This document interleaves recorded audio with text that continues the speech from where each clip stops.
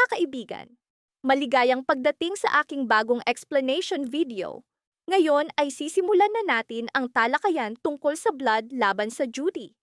Kung nagustuhan ninyo ang video, huwag kalimutang mag-subscribe sa aming channel na Series Explained PH. Para sa mga nanonood mula sa Facebook, ang link ng aming YouTube channel ay nasa video description. I-click lamang ang link at mag-subscribe upang makatanggap ng lahat ng mga update.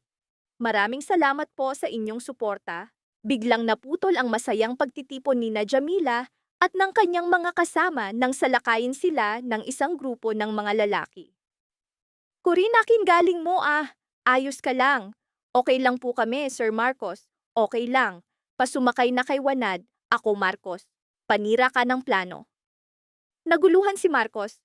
Ano ang motibo ng mga ito sa tangkang pagdukot kay Jamila? Ngunit nang magsalita si Jamila, lalo silang nagulat. Naku tita, kung nakita mo lang kanina. Grabe, ngayon si Sir Marcos at si Major Speed. Kinailangan pang awatin ni Uman tita ang dalawa. Tita, muntik na silang mag-away sa gitna ng operasyon. Ay doktora, naaalala mo ba ang hostage taking sa ospital mo, Major? Pasensya. Ikukwento ko na lang mamaya. Kahit pagpasok namin, nagtatalo pa rin sila. Nasa labas na kami, tita. Matindi. Pareho silang malakas ang personalidad, kaya't natural na hindi sila agad nagkaintindihan. Pero ang mahalaga, nailigtas ninyo kami at higit sa lahat, nagkaayos na sila ngayon. Sir Marcos, ayos ka lang? Gusto ko lang masigurong wala nang hahabol sa atin. Jamila, ayos ka lang? Ayos lang. Ayos ba kayo lahat? Gracia, Peter, ayos lang kami. Matibay ka, Day. Oo, natulak ako. Marunong ka bang lumaban? Tinuruan ako ng tiyuhin kong magdepensa sa sarili. Kaunti lang. Sino ang mga nagtangkang dumukot sa iyo? Jamila, kilala mo ba kung sino ang gagawa nito sa iyo? Oo, marami. Dahil anak ako ni Dato Rakman. Ngayon, halos hindi na sila mapaghiwalay. Kapag tinitingnan namin sila, parang magkapatid. Posible, tito. Alam mo, dahil wala si Reyes, sinamantala nila.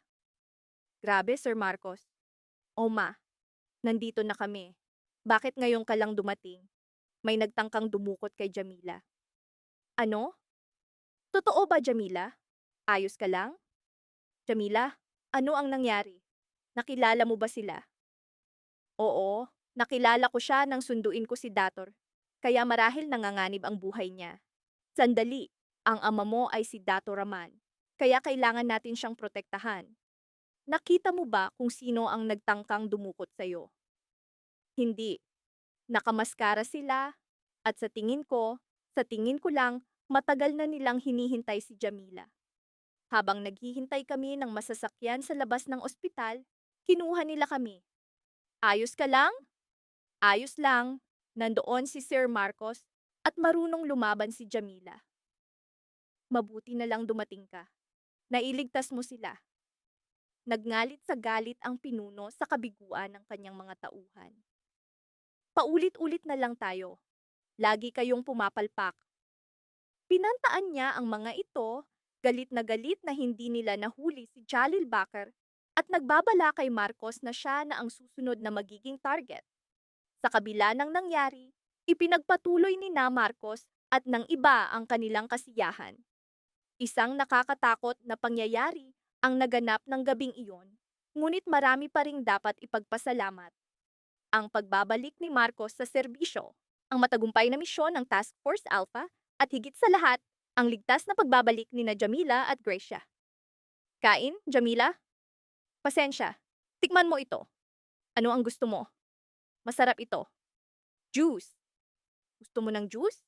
Ayaw? Jan Flores, ah? Kasu. Kasu sana all, hindi ka napapagod, Gracia. Kain. Sir, kain tayo. Ayos lang. Uminom ka ng juice. Samantala, si Lara ay lubos na naguguluhan at hindi alam ang gagawin dahil nawala ang tiwala ng kanyang mga kaibigan. Tila pagod na siya sa palaging pagsunod kay General Carrillo. Iniwan na ako ng Diyos. Wala na ring tiwala sa akin si Marcos, kaya nag-iisa ako. Naiintindihan kita, Lara. Pakiramdam mo nag-iisa ka dahil wala ring tiwala si Marcos sa iyo? Pero hindi siya mahalaga. Ang mahalaga ay ang general. Alam mo kung bakit paulit-ulit kong sinasabi ito. Pinahahalagahan ka niya. Matagal akong nag-iisa bago ako iniligtas ng general, tapos isang araw dinala ka niya. Sobrang saya ko dahil nagkaroon na ako ng kasama. Nagkaroon ako ng mga kaibigan, mga kapatid. Kaya ayaw kong makita kang nasasaktan at malungkot gaya ngayon. Hindi ko na alam kung tama pa ang ginagawa ko. Sobra na ang naapektuhan, pati mga bata. Para bang ako ang pumatay sa mga magulang ko. Lara, makinig ka.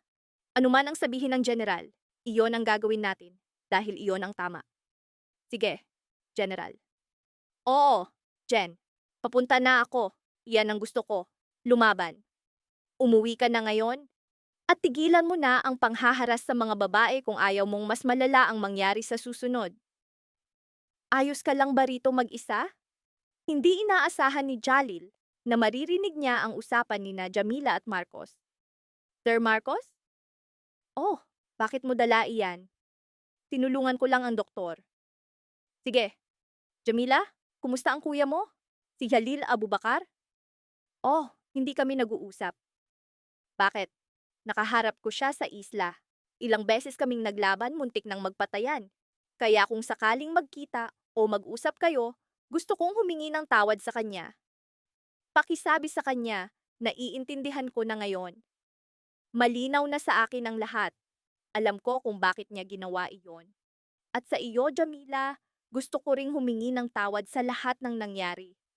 Kung makakausap ko si Jalil, malalaman niya ang lahat. Lubos na naantig si Jamila sa sinabi ni Marcos. Iniligtas mo rin ako, Jamila, kaya mahusay kang lumaban. Ngayon lang, unang nagamit sa totoong laban. Sa ospital, nilamon ako ng takot. May mga armas sila. Pero mula noon, napagtanto ko na kapag hinayaan mong lamunin ka ng takot, mas lalala. Tama ka, pero palaging mag-ingat. Kapag nasa mahina kang posisyon, ang layunin ay makaligtas. Kailangan mong hanapin ang pagkakataon para makabawi o makatakas. Tinuturuan mo ba ako? Gusto ko lang palagi kang ligtas.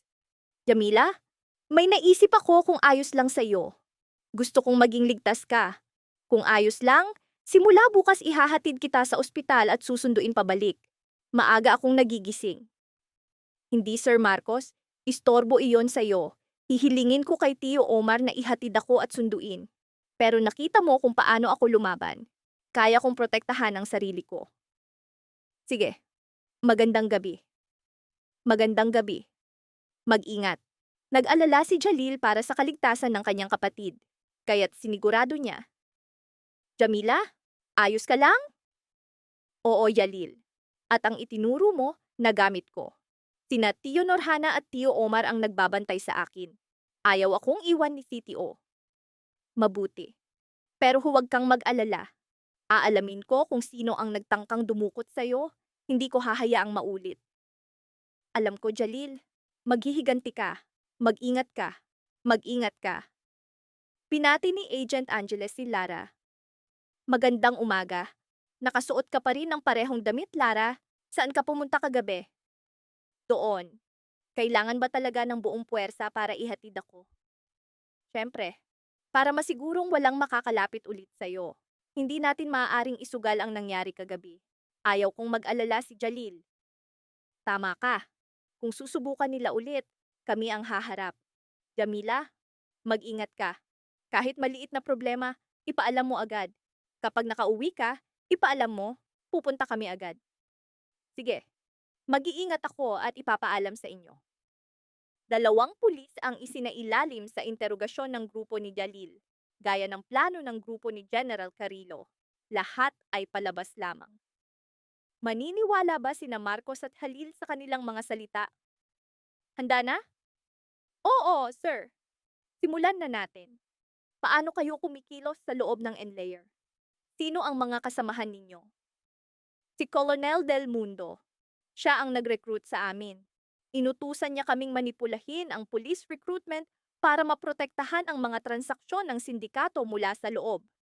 Pero ayaw niyang ibahagi ang pera. Ano? Ipinagkanulo ninyo ang lahat para sa pera? Ano pa, sir? Umiikot ang mundo namin sa pera. Kung gusto ninyo ng pera, bakit ninyo ibinebenta ng sobrang mura ang mga armas? Halos ibinibigay na lang. Ano ang totoong plano? Mas kikita kami kung kahit sino ay makakabili. Sa totoo lang, gusto namin ng kaguluhan. Ano ang tunay na layunin? Pagkalat ng armas. Negosyo, sir. Pera, pera. Ang pagbebenta ng mura ay maliit na sakripisyo para sa mas malaking kita sa hinaharap. At ang kaguluhang dulot ng pagkalat ng armas, iyan ang malaking kita. Kapag magulo ang bansa, matatakot ang mga tao. Dahil sa takot, gugustuhin nilang magkaroon ng armas para protektahan ang sarili. Tataas ang demand, saka namin itataas ang presyo. Mapipilitan ang lahat na bumili at gumastos pa. Pero, gusto ni Colonel Del Mundo na siya lang ang magpatakbo ng lahat. Lahat ng pera.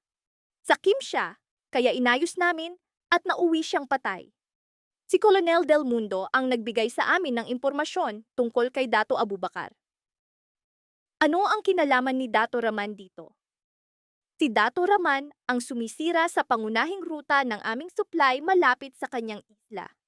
Kaya kinailangan siyang patigilin. Sa kasamaang palad para sa kanya, nagkaroon kami ng pagkakataon na gamitin siya. Ginawa namin siyang mukha ng sindikato. At para masigurong hindi masisira ang plano, tinanggal din namin ang ibang miyembro ng Task Force Alpha, sina La Pena, Marquez at Contreras. Pinalabas naming sindikato ni Dato Raman ang pumatay sa kanila para magalit ang buong puwersa ng pulisya. At habang abala ang buong enlayer sa paghahanap kay Dato Raman, malaya naming isinagawa ang aming mga operasyon. Maraming salamat sa panonood ng buong video.